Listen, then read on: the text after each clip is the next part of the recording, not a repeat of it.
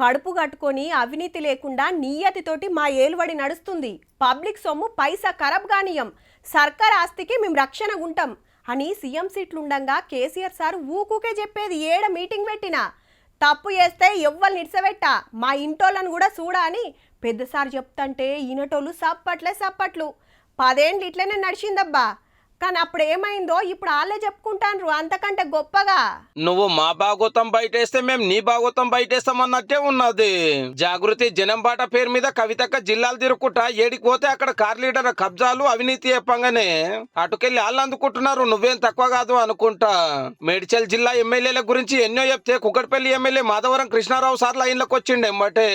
మొత్తం BT batch గెలిచింది, వాళ్ళు గెలవలే.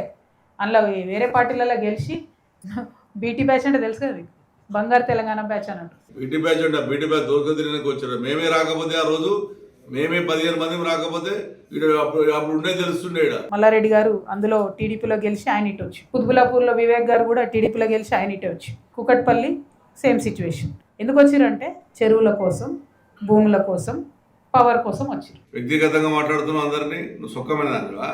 నీ బతికేంది, నీ చరిత్ర ఏంది? బీటీ బ్యాచ్ దోసుక తినకు వచ్చినావంట. నువ్వు దోసుక తినకు వచ్చినావు అమెరికా నుంచి. ఏ షాప్ రోజులు లేవు, ఏ బట్ట షాప్ లేవు, ఏ బంగారు షాప్ లేవు. ఇలా మేము కబ్జాదారులమ్మా. ఇతర దేశాన్ని బతుకమ్మలాడి కొన్ని కోట్ల రూపాయలు డొనేషన్ తెచ్చుకొని బతికిందని నువ్వు. ఆయన కబ్జాలు చేసుడు బంద్ చేసి అప్పుడప్పుడు జనాన్ని చూస్తేనేమో ఏమైనా ప్రజల కష్టాలు అర్థమవుతాయి. తెల్లారు లేస్తే కబ్జాలు, తెల్లారు లేస్తే సెటిల్మెంట్లు. ఎక్కడిది బాలనగరాన్ని 30 ఎకరాన్ని మోహన్ గేడికి వచ్చి చెప్పు. 2021 సర్వే నంబర్. ఖచ్చితంగా నీ మీద పోరాడతా. నువ్వు చేసిన కబ్జాలు హైదరాబాద్ ఉన్నటువంటి ల్యాండ్లు ఎక్కడెక్కడ ఉన్నాయి దాని మీద తీపిస్తా. ఎక్కడెక్కడ ల్యాండ్లు అన్ని నా దగ్గర ఉన్నాయి రికార్డు. ఇక్కడ మొత్తం కుత్బులాపూర్ అయితే కబ్జాలపూర్ అని పెట్టేసారు. కుకట్పల్లి మొత్తం బ్లూ షీట్స్, ఎక్కడ చూడు బ్లూ షీట్సే. ఈ గవర్నమెంట్కి వస్తే 18 ఎకరాలు నీ మొగోడు ఫోటో సదా ఉంది. ఎక్కడ తిరిగి ఐడిపిఎల్ ల్యాండ్ నేను కలెక్టర్ కంప్లైంట్ ఇస్తే అప్పుడు మీ అయ్యని అడ్డం పెట్టుకొని సంపాదించావు. వారేవా 10 ఏళ్ళు పవర్ ఉన్నోళ్ళు ఎవరెంత కమాయించిరో, ఎవరెన్ని భూములు కొట్టేసిరో ఇప్పుడు వాళ్ళే బయటేసుకుంటున్నారు పోటీలు వాడి.